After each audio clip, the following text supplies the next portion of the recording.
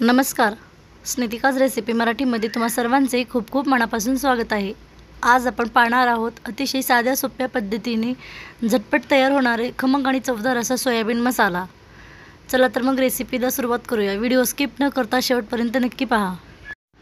मी या ठिकाणी मोठ्या आकाराचा सोयाबीन घेतलेला आहे. 2 वाटी सोयाबीन मी या ठिकाणी घेतलेला आहे. तुम्हाला जर हवं असेल तर तुम्ही लहानही वापरू शकता. हे सोयाबीन आपल्याला शिजवून वगैरे घ्यायचं नाही, फक्त पाणी टाकून आपल्याला ते भिजवून घ्यायचं आहे. त्यासाठी मी या ठिकाणी सोयाबीनमध्ये 2 ग्लास पाणी टाकून घेतलेलं आहे. सोयाबीन भिजेल इतपत आपल्याला पाणी टाकून घ्यायचं आहे. आणि आता आपल्याला हे सोयाबीन थोड्या वेळासाठी भिजवून ठेवायचं आहे बाजूला. आपलं सोयाबीन भिजत आहे तोपर्यंत आपण मसाला तयार करून घेऊया. त्यासाठी मी या ठिकाणी थोडंसं खोबरं किसून घेतलेलं आहे. 1 टमाटर बारीक पातळ कट करून घेतलेला आहे आणि 1 कांदा उभा कट करून घेतलेला आहे. आता हे सर्व साहित्य आपल्याला भाजून घ्यायचं आहे. त्यासाठी मी या ठिकाणी गॅसवरती तवा ठेवून घेतलेला आहे. आता आपण साहित्य भाजून घेऊया. मी या ठिकाणी आता सुरुवातीला कांदा टाकून घेणार आहे. कांदा आणि टमाटर आपल्याला हे दोन्ही साहित्य आपल्याला सोबतच परतून घ्यायचं आहे, वेगवेगळं परतायची गरज नाही. सुरुवातीचे 2-3 मिनिट आपल्याला तेल न टाकताच कांदा आणि टमाटर तसंच भाजून घ्यायचं आहे. 2-3 मिनिट झाल्यानंतर मी या ठिकाणी 1 पळी तेल टाकून घेतलेलं आहे. आता आपण ते व्यवस्थित असं परतून घेऊया. जास्तही आपल्याला काळसर कलर येईपर्यंत ते भाजून घ्यायचं नाही. अगदी थोडासा ब्राऊन कलर येईपर्यंत आपण कांदा आणि टमाटर भाजून घेणार आहोत. छान असं हे भाजून झालं, थोडंसं अलगद भाजत आलं की लगेच त्यामध्येच आपल्याला बाकीचे सर्व साहित्य टाकून घ्यायचं आहे. हलकंसं कांदा आणि टमाटर थोडंसं भाजलं की लगेच हे पहा, अशा व्हिडिओमध्ये दाखवलेल्या पद्धतीने आपल्याला ते बाजूला करून घ्यायचं आहे. आणि त्यामध्ये आपण खोबरं टाकून घेतलेलं आहे. खोबरंही आपल्याला आता कांदा टमाटर त्याप्रमाणेच व्यवस्थित असं भाजून घ्यायचं आहे. त्यामध्येच मी या ठिकाणी 7-8 लसूण पाकळ्या टाकून घेतलेले आहेत आणि अर्धा इंच आलं टाकून घेतलेलं आहे. हे सर्व साहित्य आता आपल्याला व्यवस्थित असं भाजून घ्यायचं आहे. 2 हिरवी मिरची टाकलेली आहे. तुम्हाला जर हवं असेल तर तुम्ही टाकू शकता, नाही टाकली तरी चालते. थोड्या वेळ आणखी हे सर्व साहित्य भाजून झाल्याच्या नंतर लगेच त्यामध्ये आपण थोडीशी कोथिंबीर टाकलेली आहे.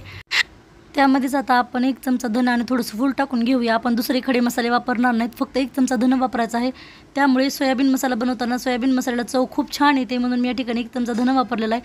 आता हे सर्व साहित्य आपल्याला मोठ्या गॅसवर अगदी थोडंसं तेल टाकून आणखी 2-3 मिनिट छान असं भाजून घ्यायचं आहे. जास्तही करपवायचं नाही, अगदी थोडंसं आपल्याला हे साहित्य हलकं भाजून घ्यायचं आहे. कांदा आणि टमाटर तर आपण पहिलंच भाजलेला, नंतर फक्त खोबरं कोथिंबीर हे सर्व साहित्य आपण भाजून घेऊया. साधारण 3 ते 4 मिनिट झाल्यानंतर सर्व साहित्य आपलं व्यवस्थित असं भाजलं जातं. छान असं आता साहित्य भाजून झालेलं आहे. आता आपण गॅस बंद करून घेऊया आणि हे साहित्य एका प्लेटमध्ये काढून बाजूला थंड करून घेऊया. भाजून घेतलेलं सर्व साहित्य पूर्णपणे थंड झाल्याच्या नंतरच आपल्याला ते वाटून घ्यायचं आहे. मी या ठिकाणी एक मिक्सर जार घेतलेला आहे. त्यामध्ये आता आपण सर्व साहित्य टाकून घेऊया आणि अगदी थोडंसं पाणी टाकून आपल्याला एकदम बारीक याची फाईन अशी पेस्ट तयार करून घ्यायची आहे. थोडीशी उबडधोबड पेस्ट राहू नये अशा पद्धतीने आपल्याला एकदम बारीक अशी याची पेस्ट वाटून घ्यायची आहे. हे सर्व साहित्य आता मी वाटून घेत आहे. आपलं साहित्य आता या ठिकाणी पूर्णपणे वाटून झालेलं आहे. आता आपलं सोयाबीन बी छान असं भिजलेलं आहे. आता आपण ते पाण्यातून काढून घेऊया. पूर्णपणे सोयाबीनमधलं पाणी आपल्याला अशा पद्धतीने काढून टाकायचं आहे, पिळून घ्यायचं आहे. आणि पूर्णपणे पाणी पिळल्यानंतरच सोयाबीन आपल्याला एका प्लेटमध्ये काढून घ्यायचं आहे. व्हिडिओमध्ये दाखवलेल्या पद्धतीने मी या ठिकाणी सर्व सोयाबीनमधील आता पाणी काढून घेत आहे आणि पूर्णपणे पाणी काढून झाल्यानंतर तुम्ही बघू शकता या ठिकाणी सोयाबीन आपलं छान असं भिजून तयार झालेलं आहे. आता आपण सोयाबीन मसाला बनवायला घेऊया. त्यासाठी मी या ठिकाणी गॅसवरती कढई ठेवून घेतलेली आहे. कढई व्यवस्थित आपल्याला गरम करून घ्यायची आहे. कढई व्यवस्थित अशी गरम झाली की त्यामध्ये तेल टाकून घेऊया. मी या ठिकाणी 3 पळी तेल वापरलेलं आहे. तुम्ही तुमच्या आवश्यकतेनुसार कमी जास्त करू शकता. तेल आपल्याला व्यवस्थित असं गरम करून घ्यायचं आहे. तेल छान गरम झालं की लगेच त्यामध्ये मी या ठिकाणी 1 चमचा मोहरी आणि 1/2 चमचा जिरे टाकून घेतलेले आहेत. जिरे मोहरी आपल्याला व्यवस्थित अशी तडतड द्यायची आहेत. ते व्यवस्थित अशी जिरे मोहरी तडतडली की लगेच आपण त्यामध्ये जे आपण वाटण तयार करून घेतलं होतं ते टाकून घ्यायचं आहे. आणि वाटण आपल्याला मोठ्याच गॅसवर तेल सुटेपर्यंत व्यवस्थित असं परतून घ्यायचं आहे. सुरुवातीलाच तेल व्यवस्थित असं गरम करून घ्यायचं आहे. त्यामुळे मसाला जो आहे तो व्यवस्थित असा भाजला जातो आणि सर्व साहित्य छान असं परतलं जातं. आता हे मसाला आपल्याला आणखीन 2-3 मिनिट मोठ्याच गॅसवर व्यवस्थित असा परतून घ्यायचा आहे.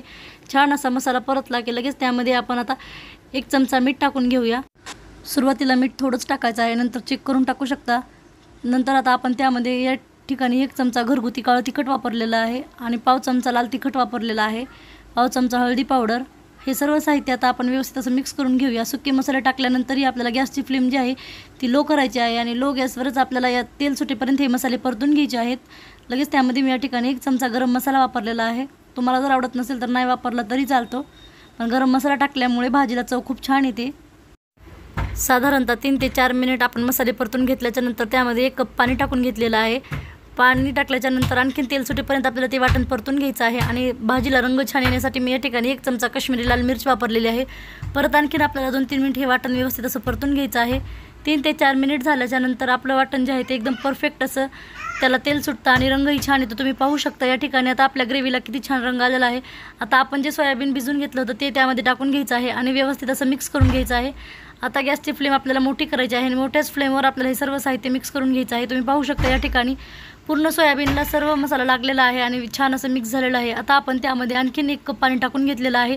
आपण सुक्का सोयाबीन मसाला बनवतोय त्यामुळे जास्त पाणी वापरायचं नाही। मी या ठिकाणी 1 कप पाणी वापरलेलं आहे। आणखीन 1 कप पाणी मी या ठिकाणी वापरणार आहे। आता पाणी टाकून झाल्याच्या नंतर आपल्याला प्लेट ठेवून 5 ते 7 मिनिट आपल्याला हे सोयाबीन शिजवून घ्यायचं आहे। त्यानंतर वरतून थोडीशी कसुरी मेथी टाकून घेतलेली आहे। कसुरी मेथी अवश्य घाला, कसुरी मेथी घातल्यामुळे भाजीला चव खूप छान येते। आणखीन आपल्याला 5 मिनिट ही भाजी झाकण ठेवून शिजवून घ्यायची आहे। 5 मिनिट शिजवल्यामुळे त्यातील पाणी जे आहे ते पूर्णपणे आटलं जातं। तुम्ही पाहू शकता या ठिकाणी 5 मिनिटानंतर आपली भाजी छान अशी शिजलेली आहे। वरतून थोडीशी कोथिंबीर टाकून घेतलेली आहे। आता आपली भाजी पूर्णपणे तयार झालेली आहे। आता आपण गॅस बंद करून घेऊया। आता तुम्ही पाहू शकता किती सुंदर सुरेख आणि खमंग चवदार अशी झटपट तयार होणार आपला सोयाबीन मसाला या ठिकाणी तयार झालेला आहे। तुम्ही ही रेसिपी एक वेळेस नक्की ट्राय करून पहा, तुम्हालाही खूप आवडेल। अगदी झटपट ही भाजी तयार होते आणि चवीला तर खूपच अप्रतिम अशी लागते। ही रेसिपी कशी वाटली कमेंट करून नक्की सांगा। व्हिडिओ आवडल्यास लाईक करा, शेअर करा, सबस्क्राईब करा। पूर्ण व्हिडिओ पाहिल्याबद्दल धन्यवाद। चला तर मग भेटूया अशाच एका छानशा रेसिपीमध्ये।